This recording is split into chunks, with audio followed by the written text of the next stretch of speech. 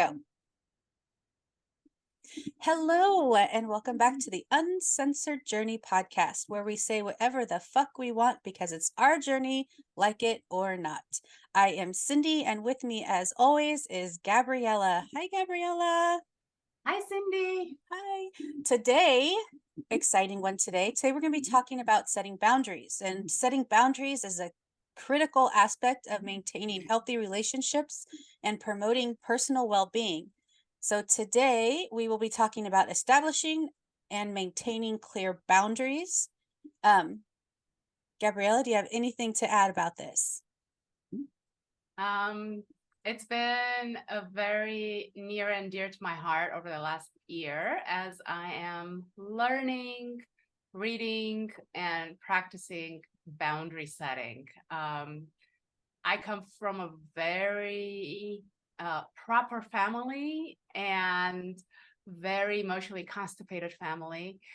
And even though there's a lot of a lot of rules and whatnot, boundaries was not something that was ever displayed or exemplified in my childhood.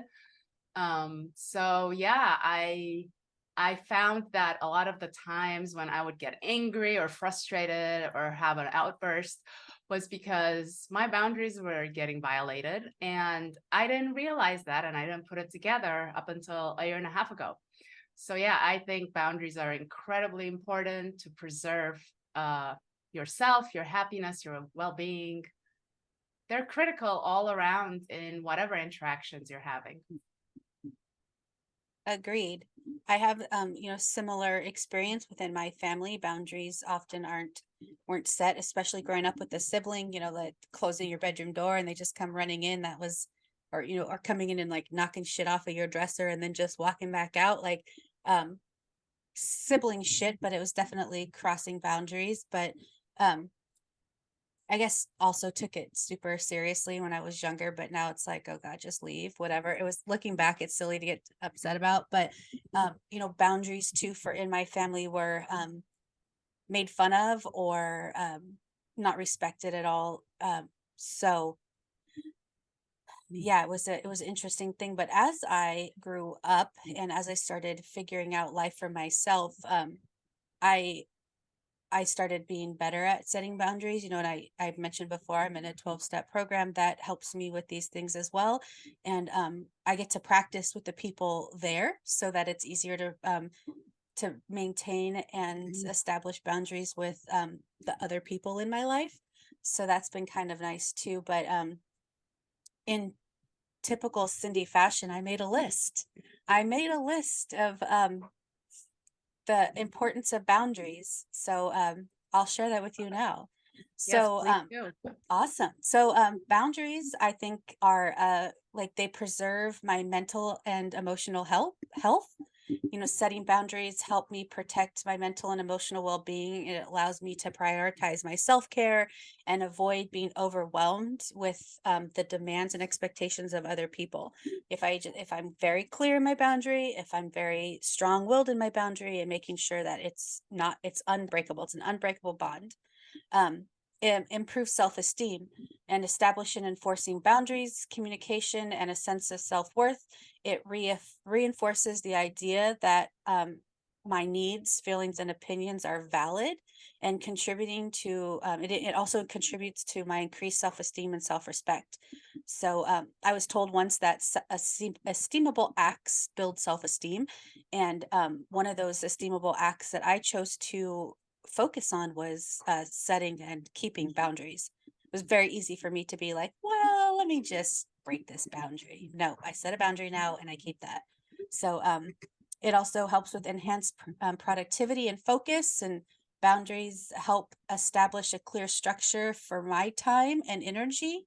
But like the limits on certain activities or commitments can increase my productivity and maintain focus on my priorities. Like I said, nobody's penetrating my boundaries anymore. I need to get done what I need to get done, You know, like they say on an airplane, how you, you know, you put on your oxygen mask first before helping others. It's the same concept, right? If you're not good, you're not good to anyone. So making sure that you keep those boundaries up, and you know, it contributes to healthy relationships. It's boundaries. They're essential for cultivating healthy and respectful relationships. They provide clarity and expectations. They promote mutual understanding and prevent misunderstandings that can lead to conflicts. You know, really think that if you have pride and you have clarity and expectations on yourself, people are bound to respect that, and in turn respect you more. Uh, in in most of my life, I thought it was the opposite. Like they're not going to respect me if I don't drop everything and help them, which turns out to not be true. So, also, you know, the prevention of burnout, establishing limits on my time, energy, and resources that helped prevent burnout. It allowed me to allocate my resources wisely and ensure that I had the capability to meet my own needs first, and then help you fulfill your responsibilities. Um, and then increased autonomy and empowerment. Boundaries, they empowered me to make choices that align with my values and priorities. They provided me a sense of control over my life and enabled me to assert my autonomy in various aspects, and especially fostering my personal growth. So that was very important to me as well. Um, Respect for personal values. Boundaries allowed me to uphold my personal values and principles. It helped me navigate situations where my values might be challenged, ensuring that I remain true to myself always. My opinions are valid. My values are valid, and being able to protect those is a big deal. It meant a lot to me. You know, better physical health. Chronic stress resulting from overcommitting to things, or unresolved conflicts, negativity, and it really started to impact my physical health as well as my emotional one. We'll get to that.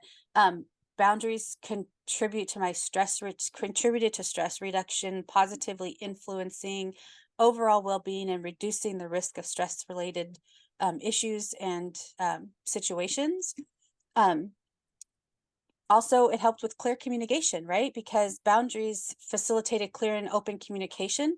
Um, when I was able to clearly communicate my needs, it limits the assertiveness that I needed, and others are more likely to understand and respect my perspective. And then also it reduced the likelihood of misunderstandings. I'm super clear about stuff. Just a few more. Um, Promotion of emotional intimacy. This was a big one too. In personal relationships, sometimes we get confused. Intimacy is only sex. That's not true. There's a bunch of different types of intimacy. So with that in mind, you know, personal relationships, setting boundaries for me fostered better emotional intimacy with my close relationships. It created a safe space to be vulnerable and to be honest in my communicating, and strengthening the emotional connection between those individuals and the relationships I have. Um, Also, you know, helped with conflict resolution and clear it like by clearly defining my boundaries. It contributed to effective conflict resolution.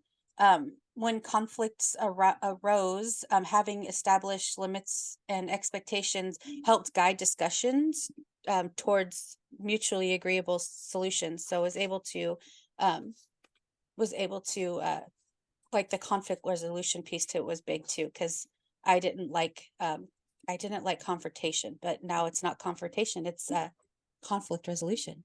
So you know, also, and then the last thing is establishing my priorities. So boundaries that helped me establish my and identify the priorities that were most important to my commitments and relationships. And this clarity helped me invest my time and energy where it mattered most. So those are just things that had helped me throughout the years getting to where boundaries. Is there anything, do you have any aspects that have helped you? Yeah. Well, something that I've been noticing when I am setting boundaries is that there is a little part of me that does not feel very comfortable with it. And it almost like in the beginning, it almost felt like I was being aggressive when expressing my boundaries, even though the other person did not perceive it as such. And so just having compassion for yourself when you start practicing boundary setting, because it may feel very uncomfortable, and also foreign to do that, because like you said, we didn't grow up with them. We didn't have healthy models of how to set boundaries. So that was one point that came up for me. And that's been really interesting and fascinating to watch and observe and notice. And like you said, intimacy, you could get intimacy in so many different ways. And one of them is by showing up and being authentic with who you are and asking and communicating clearly for what you need and what you want. Yeah, and one way to do it is through boundaries.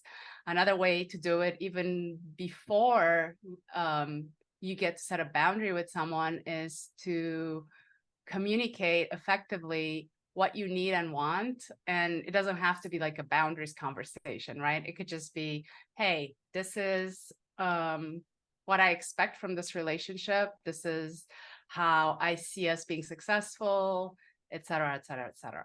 So it doesn't even have to get to setting boundaries or having a conflict, because from the get-go, you're communicating effectively, right? So 100%. And then you also, depending on their answers, you can choose to leave the situation and no longer have that relationship, or you can choose to stay and work on it if both sides are willing. So it gives a absolutely. good opportunity, like, open communication. Um, is there a time, can you give us examples of a time where you set a boundary and then broke it? And also, and the fallout or what had happened, and then maybe a time when you set a boundary and kept it and what the fallout was from that, if any? Yeah. Yes. One thing that comes to mind is with one of my roommates. So at one point, I had a roommate that didn't have a big community and didn't have a close circle of friends or people that she could interact with. And so what would happen is I would come out of my room and I would go into the common space, and I would just be attacked with like a lot of information, or that's how I perceived it. It was just like, hey, so, and then I would get a diatribe of like 20 minutes about whatever thing she learned last. And it just felt very violating and intrusive.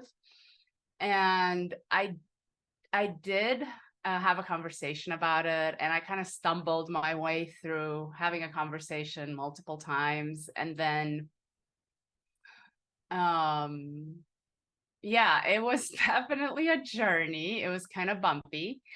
And um eventually I said, okay, if this continues to happen, I am just going to walk away, or I'm just going to stop making eye contact. And when that happens, need you to know that it's not personal. It this this is me setting a boundary and just protecting myself, because I have a million things going on through my mind. And when I come into the common space, I come into the common space with the intention to get a glass of water or get some food, and not to learn about the latest, newest technology or whatever the case may be that you would like to share with me. And originally, like, it didn't sit well with my roommate. And that is because she herself did not have um, any exposure to boundaries. And most of her life, she was a people pleaser. I used to be a people pleaser. And I found that it was a big waste of time and also just very aggravating overall because I was not standing up for myself. So yeah, it took a little bit of back and forth and a lot of conversations of saying, hey, like when you're doing this, this is how it affects me. And I know it may not be a big deal to you, and it is to me. And if you cared about me how you say you do, then you would hear me out and not do it again, not repeat it because it doesn't feel good for me. What about you? Oh boy.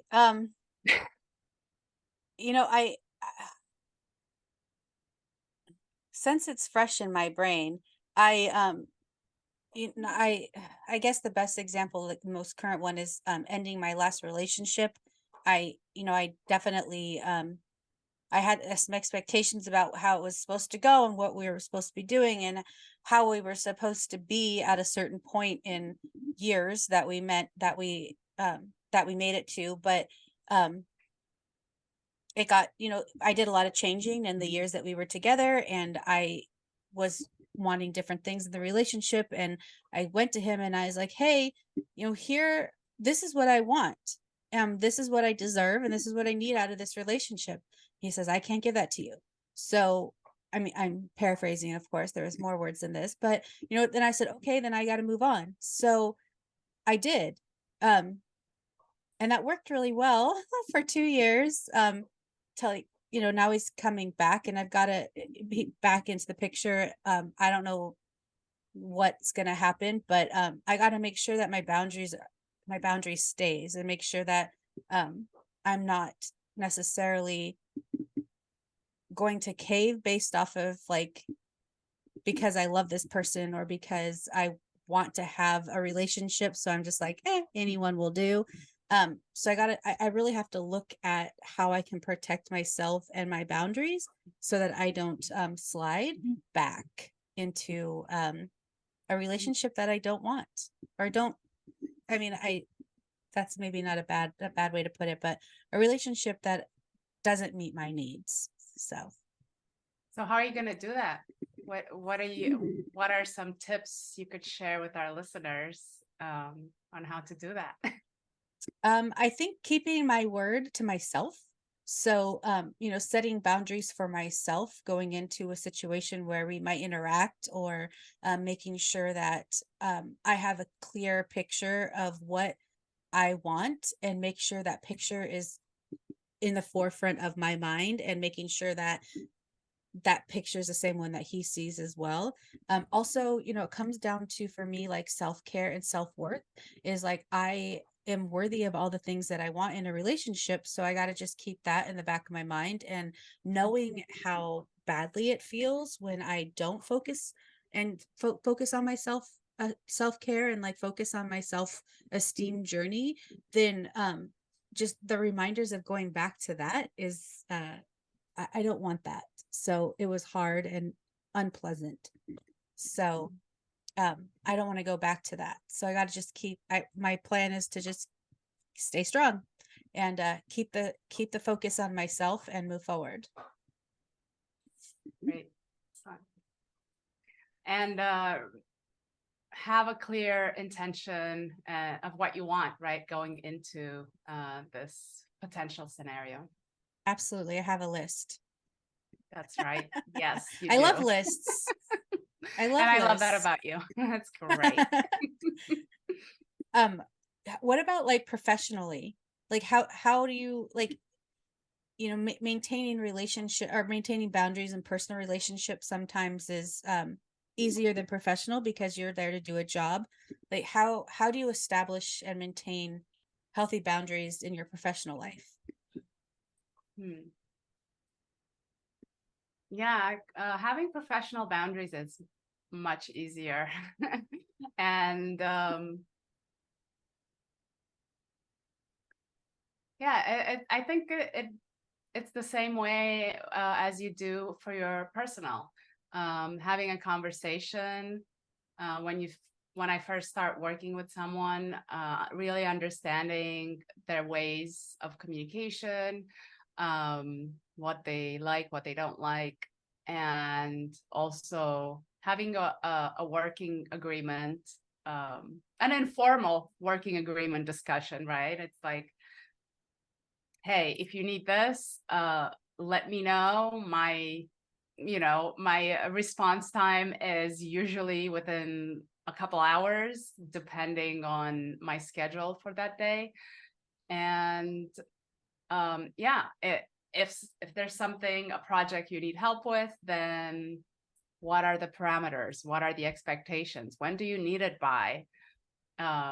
What does success look like in this particular case, right? And just asking questions, being curious, making sure that you're communicating the same thing, or you're understanding what the other person is needing, and vice versa. So what happens if you set all these boundaries and then at 2 o'clock in the morning, somebody is relentlessly texting you because they need something right away? What do you do then?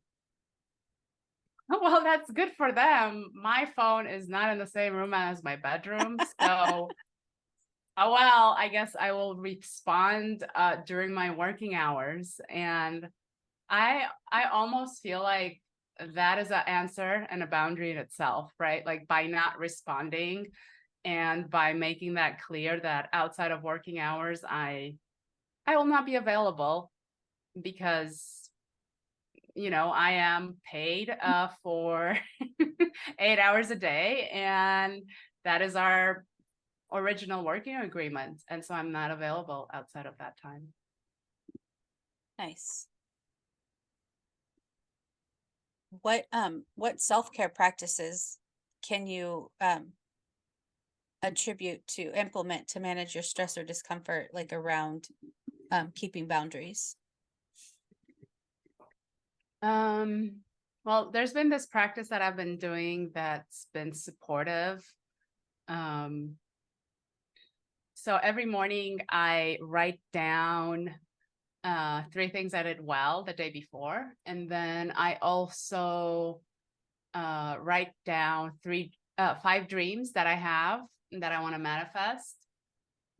And what that does for me is, one, it gives me acknowledgement of what I've done so far, and it brings to the forefront, hey, I've achieved all these things. This is freaking awesome. It's great.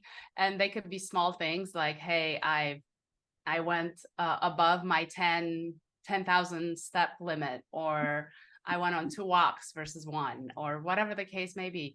Or it could be professional. It could be like, hey, I've recorded 4 episodes for my podcast today, and that felt really good. I've had really good conversations with my partner, Cindy. So it could be, I do that for empowerment. And then the dreams part, I do it to remind me my why and why I do the things that I do, and also to establish, like you said earlier, the priorities in my life, like what's the most important and what's going to help me achieve and get me to manifest those dreams faster. What about you? What do Awesome. you do? Oh, I'm big on gratitude. I love lists, apparently, if this is my topic for the day, but or my theme for the day. But gratitude lists really help me try to figure out like what like in all the chaos and in whatever the boundary might be keeping me from or getting me to what am I grateful for right now. I liked your like 3 wins for the day before. I liked that. Can't remember what you called them, but I call them wins. I do 1 win at the end of the day, but I like I like the idea of doing it the day after in a reflection, so that's kind of cool. But I just make sure that I keep doing the next right thing for myself, and making sure that in all of the things that I do, in all of this situations that arise, I come first. And I know that might sound selfish to some people, but to some people it will sound like the right thing to do. And I really believe that I have to come first before anybody else or anything else in my life. And so really making sure that, like being grateful, reflecting on what's working in my life, and really knowing that I come first is things that help me maintain my stress and discomfort, but also like help me keep my boundaries. What do you think about adjusting boundaries based on circumstances changing? Things are always changing. Oh yeah, absolutely. But before I forget, Oh, I really like what you said with uh, putting yourself first, and that helps supports you into keeping your boundaries. I have something to add to that that I do, and it yes. relates. So every Saturday or Sunday, I take a look at my schedule for the next week, and before um, I get into the next week, I schedule all the things that are for me first, and then I schedule everything else. And that ensures that, my glass is constantly being replenished versus coming from a place of lack and just being burnt out or anything like that. So that's also very supportive. I love that. Yeah. So, sorry, what was your question? What do you feel? How do you feel about adjusting boundaries based on circumstances changing? Yeah, I think that's great. And um, you know, life is full of cycles and ups and downs, and we get to adjust, right? We're constantly adjusting to our environment, right? So I think that's very important and essential to be flexible in your boundaries. How do you distinguish between situations that require flexibility and those that demand of that you keep that firm boundary? Mm. Um, well, I think that having a strong connection with yourself and your higher self, and just your intuition, like checking in with yourself and seeing, hey, is this something that is, live or die for me? Is this something that I absolutely cannot move? Or is this something that I could be a little flexible? And if I am being flexible, can we be in the win-win mentality? Like both each person is winning, and it's feeling like um, their desires or their needs are being met. So, Interesting. I what have a about third, you? well, I have a third part to that question. How do you communicate clearly once those boundaries, the parameters of those boundaries have changed? So how do you distinguish, like, how do you communicate clearly that your boundary isn't down, it's just slightly changed? Hmm. Um, well, I think that approaching any conversation starts with coming from a place of love, right? And wanting to communicate for the purpose of being an authenticity. This is something that I'm working on, and I'm not an expert at it yet.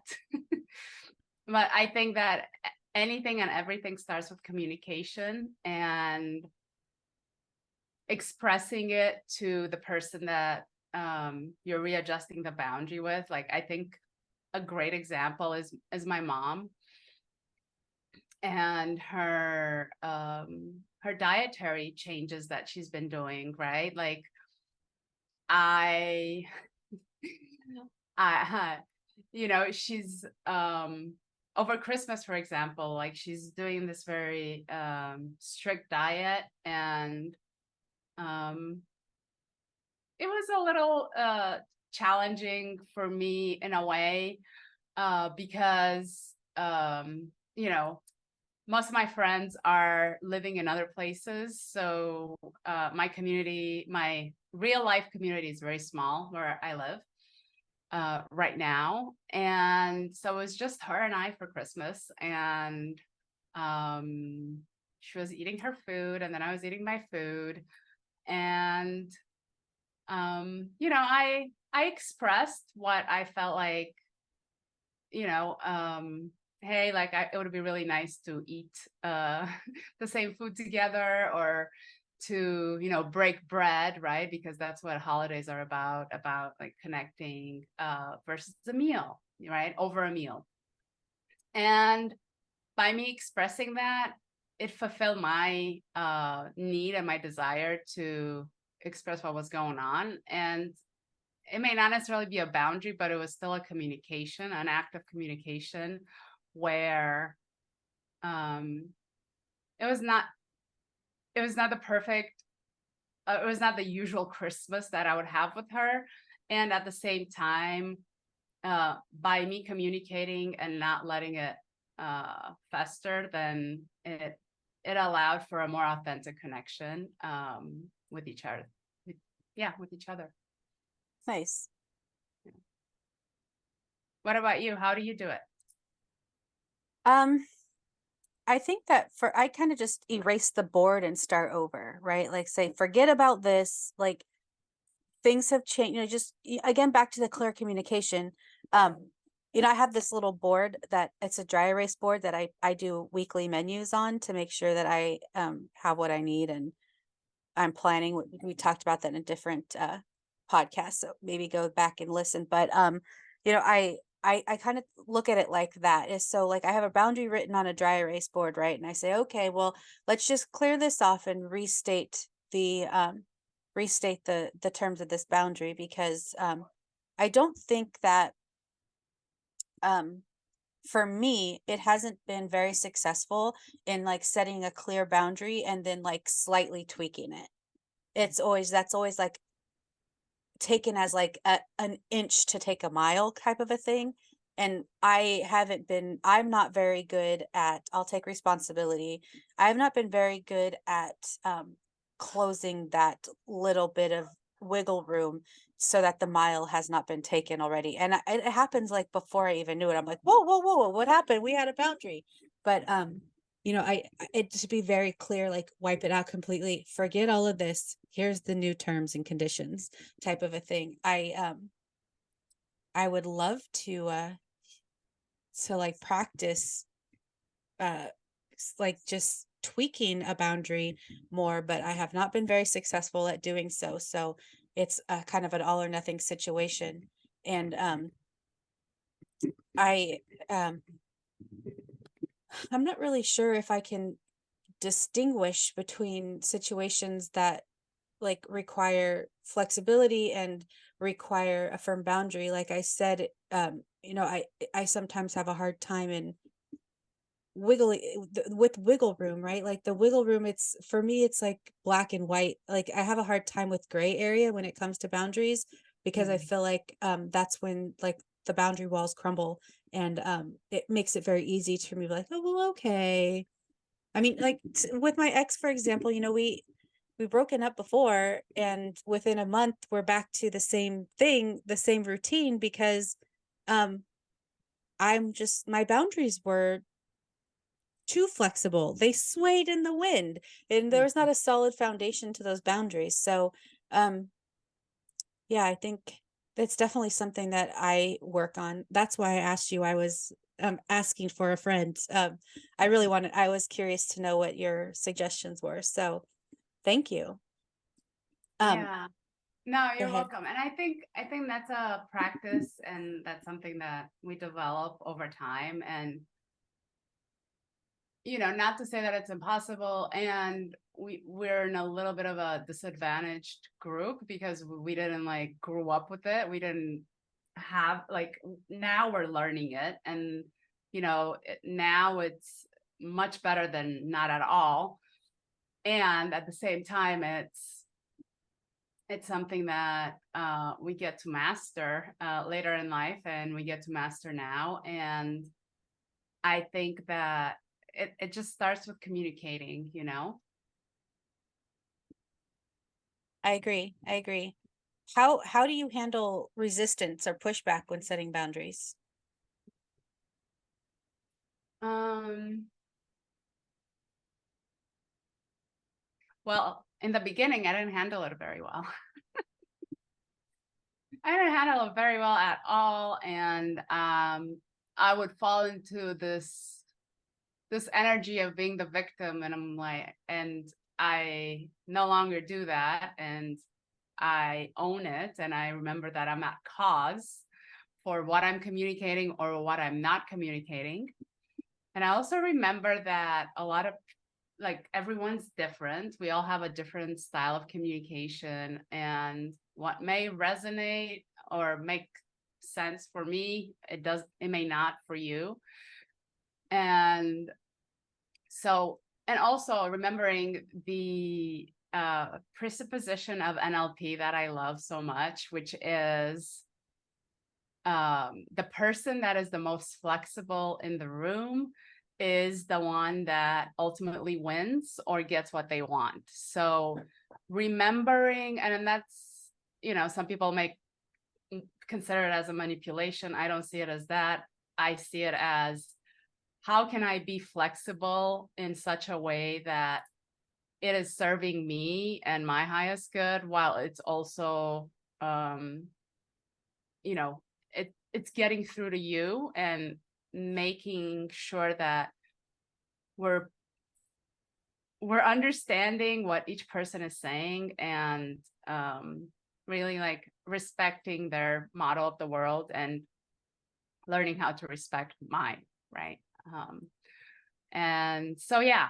So if it doesn't work, because I've had situations where the first time I had a boundary conversation, it didn't work so well. So I was like, okay, well, I could see that we're both very charged right now, or very heated, and this may not be the best time to have this conversation. Let's check back in later in a few hours and see how we feel, and then come back and discuss it again, right? And then sometimes, depending on the situation, it is good to have a third party, right? Just to have a neutral voice, and that could help facilitate a trusted Well, friend that's neutral to both of you, right? yes, I agree. That was my next question, was going to be like, what are healthy ways you respond to someone who violates your boundaries? And also, how do you reinforce the importance of your boundaries without escalating conflicts? You kind of touched on that a little bit, but do you want to elaborate with the last piece to that? The last piece, the person that violates it. Yeah, like, yes, what, like, a healthy way to respond to someone who violates your boundaries, but also how do you reinforce the importance of your boundaries without escalating it into a conflict? Hmm. Um, yeah, those are very good questions. Asking for a friend. So if the boundary that's being broken is physical, or emotional or mental, or in any way like abusive, the first course of action is just removal, right? Like, remove yourself from the situation and the environment. If it's not, and it's just, I mean, that's the first rule, right? If you're not in danger in any sort of capacity, I would say address it immediately, or as soon as you are in a neutral space, because if you add your own emotion to the situation and to the boundary being broken, you're increasing your chances for conflict and creating a bigger situation than it needs to be. So making sure that you're in a place where you can be neutral in your communication and not be charged yourself.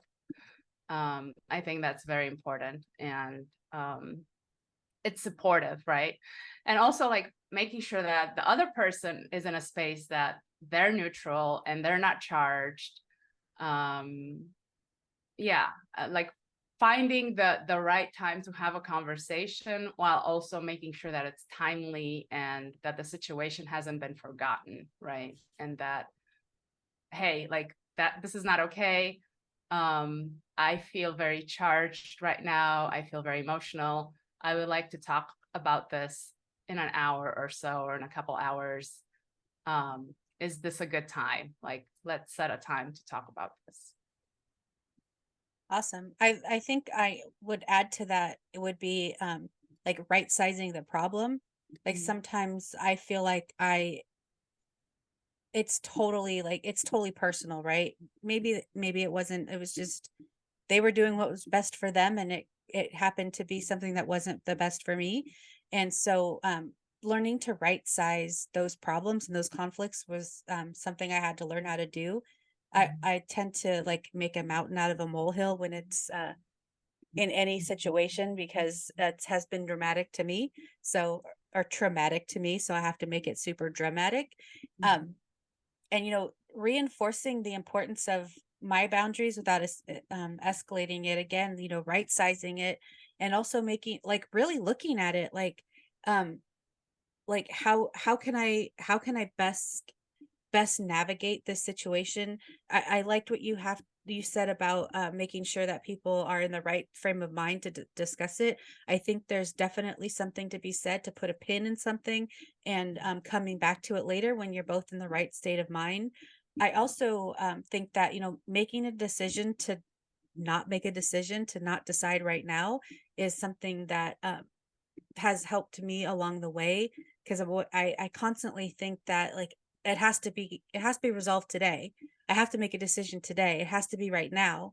Now, now, Mhm. now, now, now, when really, like, the decision that I needed to make was to not do it right now, not decide right now, put a pin in it and talk about it later.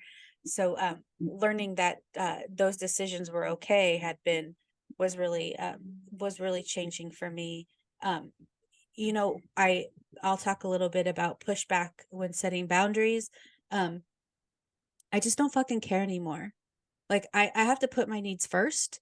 Mhm. And that's not to say that I'm going to at the detriment of others. I'm not saying, like, we're in a flood and, like, I'm not going to let somebody on my boat, right? But at the same time, I the only person I have to look out for is me, and I'm the only one that's going to do that to the best of my ability. And I say to the people, like, to the any kind of pushback when setting boundaries is like, okay, well, then I don't want that. And being okay with walking away from a situation or a person because your needs aren't being met and your boundaries are um being crumbled and or trampled over. And I think that that comes a lot with self-worth and self-respect, is having enough self-respect for yourself that walking away from a situation isn't going to destroy you. And that's definitely a hard lesson that I've had to learn. And it's sometimes it's just really, really hard to walk away from things that you love or things that you want, because um you're not getting you're only getting 50%, or you're only getting a percentage of what those things are.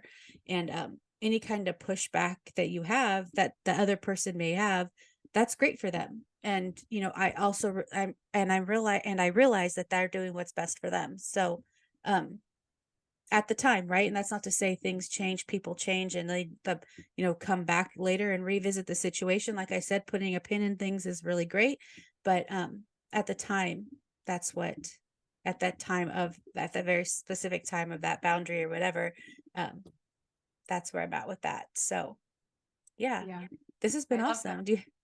Thank Yeah, you. I did have one thing to add. Please.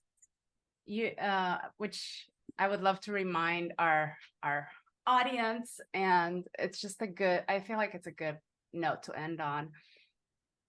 By creating boundaries and setting our boundaries, we teach others how to treat us.